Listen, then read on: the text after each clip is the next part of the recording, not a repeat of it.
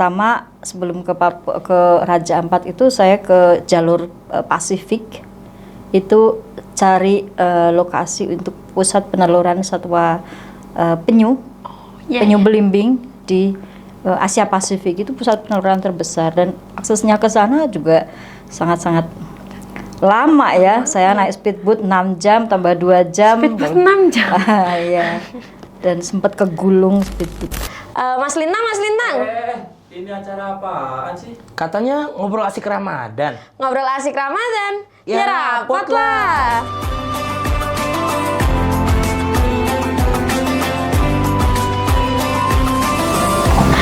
Selamat datang Bu Noni. Selamat apa ya? Selamat datang juga ya buat kamu ya. Gimana nih kabarnya Bu Noni? Alhamdulillah selalu baik. Sehat-sehat Kan kita ya harus Bu? begitu ya. Iya, ya. Walaupun musimnya gini tetap sehat ya Bu Noni. Iya, insya Allah. Tadi ke kampus jam berapa Bu Noni sampai sini? Karena saya hari ini ada 4 kelas dari pagi sampai sore, jadi saya harus meruput dari rumah sampai kampus. Jadi setiap pagi memang saya udah kasih kesepakatan dengan mahasiswa kalau kita mulai antara setengah 8 sampai jam 8 gitu. Jadi memberi space saya untuk terbang dari Semarang ke Kudus. gitu ya. Terbang jalur darat maksudnya. Ini. Bu Noni itu dulu kuliahnya Ilkom ya pasti karena Iya, S1-nya saya ambil konsentrasi jurnalistik, lalu berpikir untuk melanjutkan kuliah lagi gitu ya. Dulu alasannya kalau waktu masuk S2 ditanya sama kepala ini prodinya, alasannya kuliah ambil S2 gimana? Karena umur saya sudah masa-masa yang nggak layak untuk S2 gitu. Saya jawab mencari pencerahan. Ternyata setelah lulus saya masih berada dalam kegelapan gitu. Karena waktunya udah habis jadi harus lulus gitu. Iya. Kok bisa tertarik di dunia jurnalistik sama komunikasi tuh awalnya kayak gimana Bu mungkin? Awalnya segala sesuatu itu sebenarnya nggak ada kebetulan ya. Kita aja suka membela diri bahwa oh ini kebetulan, itu kebetulan gitu, enggak. Jadi saya merantau ke Jakarta, lulus SMA karena saya nggak diterima di kampus negeri gitu ya. Dulu sih maunya di kampus negeri yang bagus dengan jurusan yang sangat-sangat spesifik waktu itu. Zaman saya itu paling mahasiswa hanya 1 kelas. Kalau sekarang ada 4 kelas ya. Paling hanya 20-25 gitu. Nah ternyata nggak lolos. Dulu saya milihnya arkeologi. Nah jadi kebayang berpetualang begitu ya. Kayak Indiana Jones itu kan. Ilmunya arkeologi gitu. Jadi cari tempat-tempat yang luar biasa. Tapi karena nggak bisa, saya ke Jakarta. Kebetulan keluarga besar banyak yang tinggal di sana, kakak saya. Lalu kakak saya mengorder saya untuk harus kuliah gitu ya. Kuliah di mana? Terus ditunjukkanlah di dekat rumah, paling jaraknya sekitar 5 kilo dari rumah saya itu ada kampus, namanya Kampus Tercinta. Ya, Kampus Tercinta itu memang tagline dari sampai sekarang. Ternyata Kampus Tercinta itu adalah kampus yang bersejarah dari sisi perkembangan pers di Indonesia. Jadi salah satu pendiri atau mendirikan pers di era kemerdekaan itu salah satunya adalah rektor saya waktu itu gitu. Jadi kenapa kemudian di kampus ini hanya khusus untuk ilmu-ilmu sosial. Namanya IISIP sama dengan IAIN ya, institut. Jadi kampus saya juga masih Institut Ilmu Sosial dan Ilmu Politik. Di situ salah satunya ada komunikasi. Nah, komunikasi ada jurusannya konsentrasi ilmu murninya, salah satunya jurnalistik. Saya belum tahu jurnalistik itu apa gitu ya. Saya hanya berpikir bahwa oh ini wartawan ya, bisa jalan-jalan ya, nggak harus pakai seragam ya gitu. Intinya adalah itu. Ya, Bu. Iya, dan saya nggak suka pakai seragam karena saya melihat bapak saya adalah pegawai negeri sipil ya, harus berseragam setiap hari. Kakak saya juga, jadi saya bosan melihat seragam gitu. Jadi pengen nanti kerja yang nggak pakai seragam. Sebenarnya simple as that ya. Tapi kemudian itu yang membawa saya ke dunia yang tak terbayangkan sebelumnya gitu sih. Gitu. Terus Bu Noni ini kan udah jadi jurnalis ya. Itu terjunnya emang setelah lulus S1 apa baru-baru ini? Kayak mungkin setelah lulus S2? Ya, itu proses setiap orang tuh beda-beda ya. Makanya kalau saya melihat mahasiswa yang berangkat ke kampus, selesai pulang, saya sangat memaklumi karena dulu saya begitu. Saya tuh nggak boleh kerja. Oh iya. Harus lulus dulu baru kerja. Waduh, ini sementara teman-teman saya itu banyak yang belum lulus pun sudah berkiprah di dunia jurnalistik. Dan memang alumni-alumni kami itu orang-orang yang yang punya nama, misalnya kayak Andi F. Noya, tahu itu satu lulusan, satu tempat dengan saya. Kalau tahu Iwan Fals dulu juga kampusnya di situ gitu ya. Jadi kami sebut kampus kami ada di Lenteng Agung, kami sebut kampus LA gitu ya, biar keren. Karena di depan itu jalurnya lewatnya sisi kiri, nggak kanan. Kalau kami kan Indonesia kan kanan ya, kalau nyetir ya itu harus dari kiri gitu. Jadi berasa di LA beneran. Tapi kampusnya kecil. Nah, jadi saya juga sama dengan mahasiswa yang berangkat pagi pulang karena saya harus berjibaku dengan jalur yang crowded begitu ya, terus ada tanggung jawab juga di rumah, jadi seperti mahasiswa pada umumnya yang biasa polos gitu ya. Ya akhirnya lulus, saya coba karena teman-teman banyak punya link di jalur jurnalistik ya, di industri pers, kemudian saya masuk waktu itu di Tempo. Tempo waktu itu masih kantornya ada di Cikini, ada di Jalan Proklamasi, itu bangunannya lama, sekarang udah rubuh dan pindah di tempat baru. Nah di situ saya belajar ada divisi namanya Pusat Data Tempo. Jadi tugasnya adalah mengisi tiap tahun mereka punya namanya buku apa siapa. Saya jadi bagian tim di situ untuk bikin nulis profil, kemudian juga nulis suplemen yang ada di majalah Tempo. Nah itu belajar dari situ. Dari situ linknya banyak, pindah. Ya sampai sekarang saya masih mengamini profesi itu, gitu. Udah cocok ya, Bu? Itu keadaan di Temponya pas pertama kali kerja itu udah S1 apa belum? Udah S1 ya, udah lulus saya, udah lulus. Berbicara tentang Ramadan ya Bu, karena Bu Noni pernah nggak sih sebagai jurnalis kerjanya kan kerja lapangan, kendala paling sulit apa sih yang dialami pas Ramadan sebagai jurnalis? Ya, saya melewati beberapa fase ya, jadi jurnalis yang harus ke lapangan setiap hari dan nggak ada waktu banyak di rumah dan berproses dengan jadi jurnalis, tapi bisa memaintain waktu dengan lebih baik gitu, artinya punya me time, punya aktivitas lain gitu. Nah di awal-awal itu memang berat ya, karena saya mengalami fase bekerja pontang-panting gitu ya. Di target berita, satu berita harus 4 gitu di media lokal, karena saya harus dari Jakarta ke Semarang harus beradaptasi baru lagi gitu.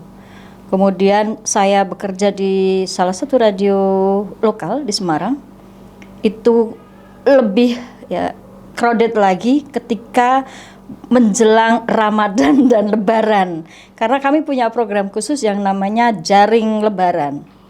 Jaring Lebaran itu setiap hari harus report arus lalu lintas ataupun kondisi yang terkait dengan arus mudik, itu dari H-10 sampai H+10. H+10 ya Bu? Iya. Lebarannya di jalan? Iya. Jadi saya itu ada sekitar 5 tahun lebih lah ya, sekitar 5-6 tahun saya tidak pernah menikmati nuansa Lebaran di rumah gitu, karena oke lah menyempatkan diri untuk sholat id bersama gitu ya, tapi habis itu lalu cabut naik motor pergi live report gitu ya. Lokasinya mana? Di bandara. Wah jauh sekali dari selatan ke utara gitu. Saya pernah mengalami itu. 5 tahun, selama 5 tahun ibaratnya lebarannya di jalan terus ya Bu. Tapi mungkin selain kesulitan yang dialami Bu Noni kan kita pasti pernah lah ngerasain kita punya berkah tersendiri di Ramadan. Nah, apa sih yang dirasain jurnalis-jurnalis di Ramadan kayak gitu? Istimewanya mungkin atau hal-hal yang paling dikenang? Ya itu pengalaman spiritual ya Lang-Lang.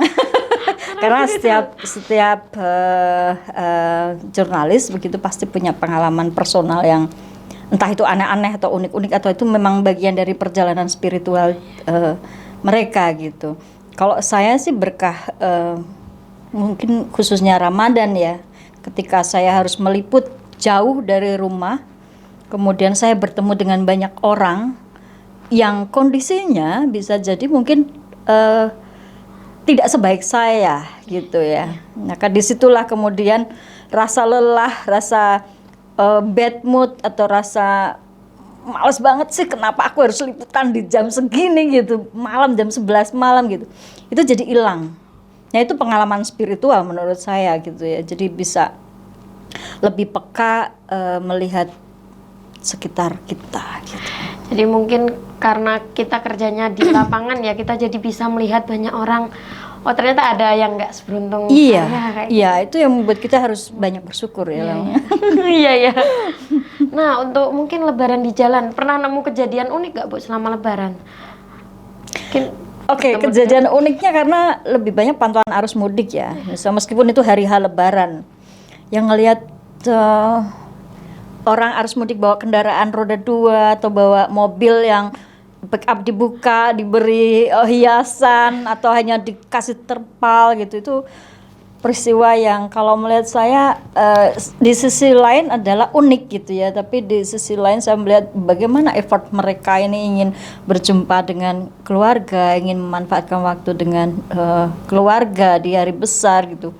Nah ini unik-unik, jadi cerita di jalan itu lucu-lucu, jadi ada yang pawai, ada yang sendiri bawa keluarga, ada yang kendaraannya dihiasin gitu-gitu. Jadi itu mungkin juga hiburan tersendiri buat mereka biar nggak terlalu bosan ya, terpancang dengan perjalanan macet gitu ya.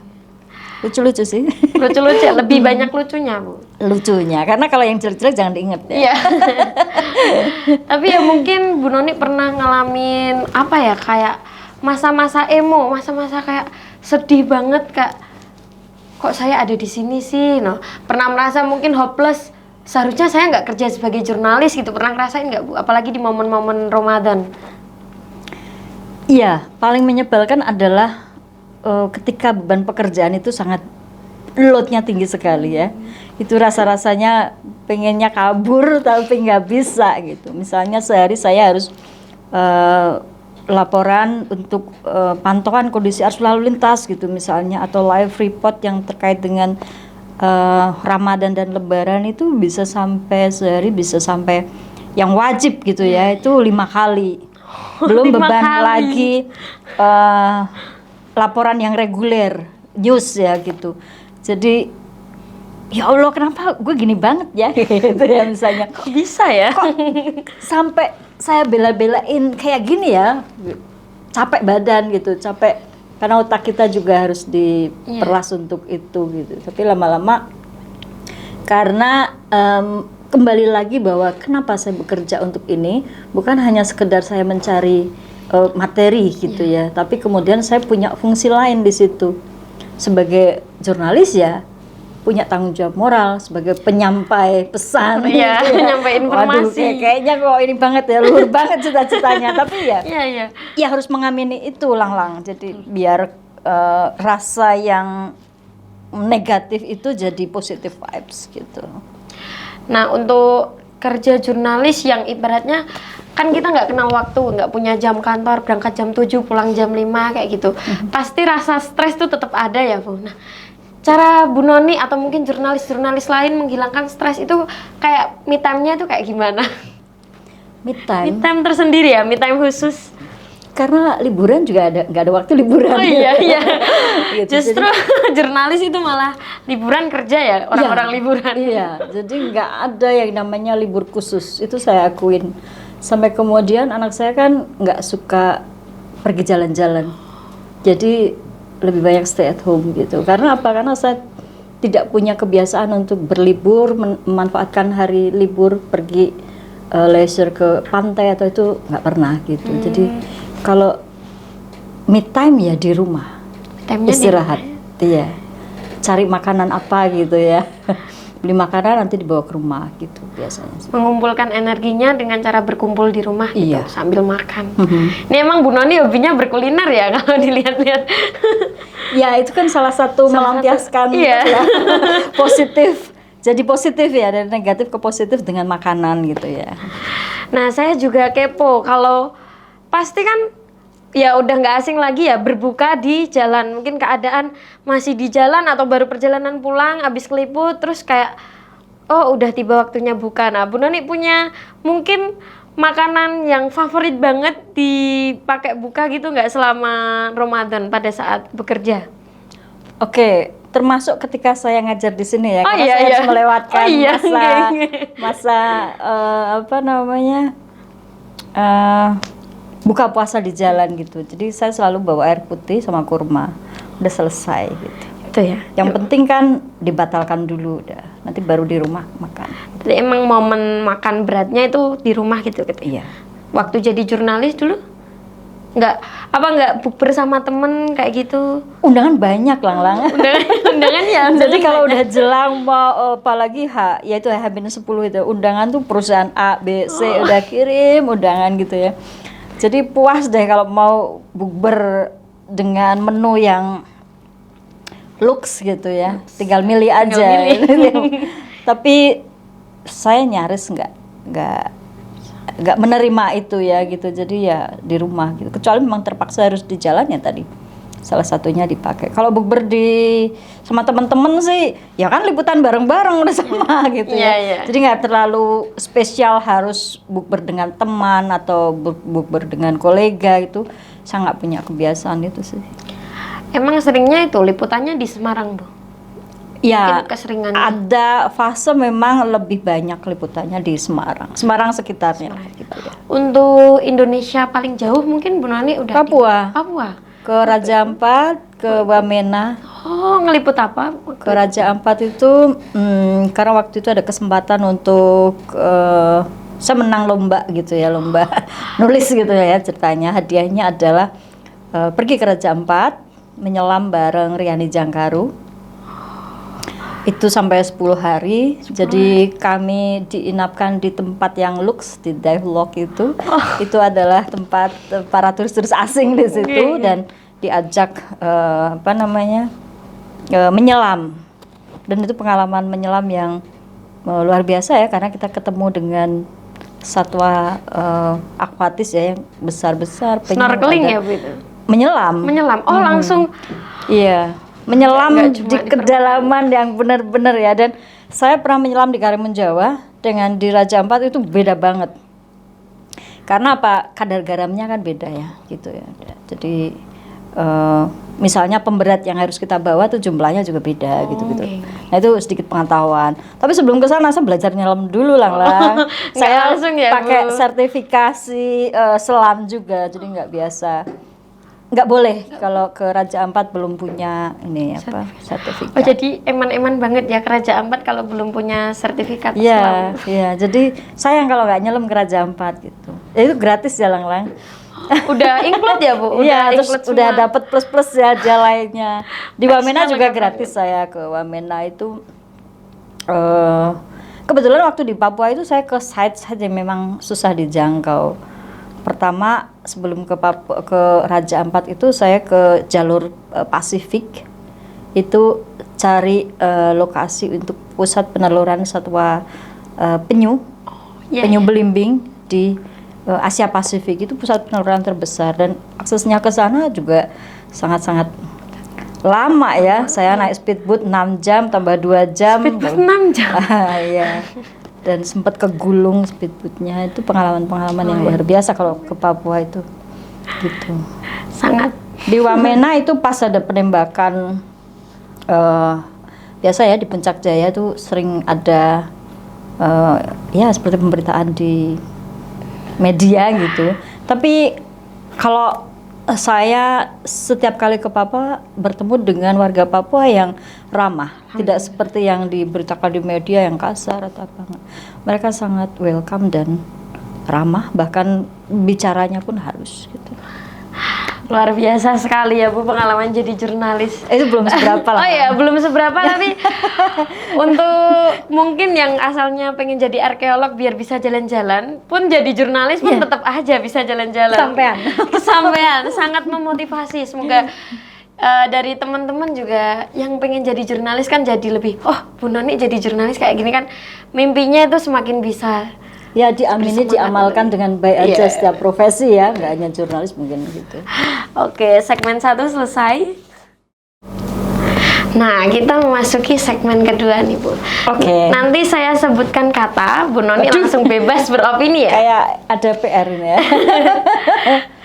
Nah, yang pertama nih Bu, jurnalis. Apa sih yang dipikirkan Bu Noni tentang jurnalis? Masa saya mau ngomong gila? Enggak apa-apa Bu. Luar biasa.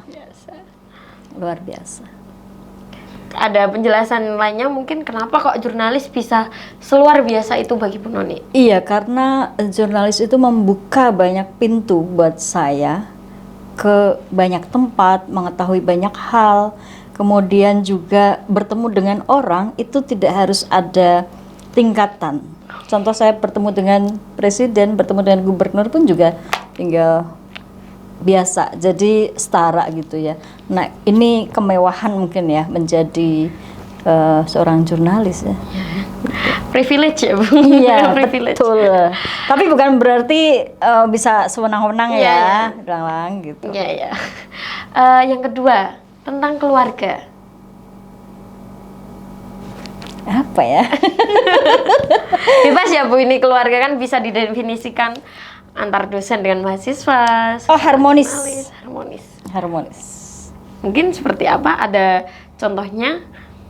Ya, keluarga itu nggak hanya terbatas antara saya, suami anak, atau saudara gitu ya, tapi juga dengan sivitas akademika, dengan kampus, dengan dosen, dengan mahasiswa, ya harus harmonis. Karena kalau ada harmoni itu, maka semua akan berada dalam kondisi yang baik-baik saja, ya kan? Maunya kan gitu. Saya juga kepo nih Bu, mungkin berbicara tentang keluarga, ada nggak satu momen mungkin dulu pas kuliah S1, momen bersama teman-teman kelas, teman-teman kuliah satu jurusan yang kayak, oh ini loh keluarga banget, gitu. Ada nggak Bu momen yang kayak gitu? Kalau dengan kampus mahasiswa waktu jadi S1 sudah lama banget ya, sudah puluhan tahun begitu ya. Udah puluhan tahun ya Bu? Tapi sampai sekarang saya masih berhubungan baik dengan beberapa teman yang memang dekat secara dulu teman main gitu ya. Sampai sekarang kami sudah berkeluarga, sudah anak sudah besar, masih keep in touch. Dan ya itu yang keluarga ya. Jadi kita nggak harus, keluarga itu nggak harus dalam konteks yang dekat secara fisik, tapi dekat secara emosi gitu. Hubungan batin. Iya. Jadi kan quality ya, kualitas ya, Lang, bukan kuantitas gitu. Kalau ilkom itu ya ilmu yang saya amini dari saya masih remaja sampai menjelang senja ini. Menjelang senja ini. Bener nih udah senja emang. Iya jelang masa senja. Tapi kan masih energik sekali. Mungkin dari mahasiswa semuanya juga tahu kalau Bu Noni dosen muda yang energik. Dosen menjelang senja. Dosen menjelang senja. Dosen menjelang senja. Ya energetik itu kan nggak harus yang muda aja, tapi yang tua juga harus ya. Semangatnya tetap harus muda. Meskipun secara vitalitas kita nggak bisa memungkiri ya. Kan nggak akan sama vitalitas saya zaman dulu kuliah, ya, sama zaman masih awal-awal jadi wartawan sama sudah setua ini kan gitu. Bener nih ngerasa nggak kalau dari ilkom itu mendatangkan banyak keberkahan hidup? Oh sangat ya. Ya itu tadi perjalanan saya, kenapa saya sampai sekarang masih mengamini ilmu saya gitu, karena di situ memberikan banyak hal secara experience, secara knowledge dan secara, mohon maaf ya, secara materi. Kalau itu kan emang butuh sama manusia. Iya, tapi kalau kita bicara materi kan kita harus punya batasan sendiri lah. Iya, iya. Gitu ya. Meskipun namanya manusia maunya banyak kan. Iya. Gitu. Terima kasih banyak Bu Noni. Oke, Terima kasih banyak Bu. sama-sama. Terima kasih Kakak. Terima kasih. Ilmunya sangat bermanfaat. Semoga ya bisa menjadikan inspirasi bagi semua orang, terutama mahasiswa KPI yang emang bergerak di bidang komunikasi ya. Iya, betul. Oke. Oke, sampai ketemu lagi lah. Sampai ketemu lagi Bu Noni.